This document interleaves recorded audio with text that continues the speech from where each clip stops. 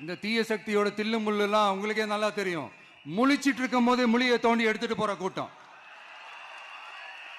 அதனால கொஞ்சம் ஜாக்கிரதையா இருக்கணும். நம்ம எலெக்ஷனுக்கு இன்னும் 3 மாசம் தான் இருக்குது, அவ்வளவு கூட இல்லைன்னு நினைக்கிறேன். இந்த 3 மாசத்துல நீங்க செய்ய போற அந்த களப்பணியில தான் நம்மளுடைய வெற்றியே இருக்குது.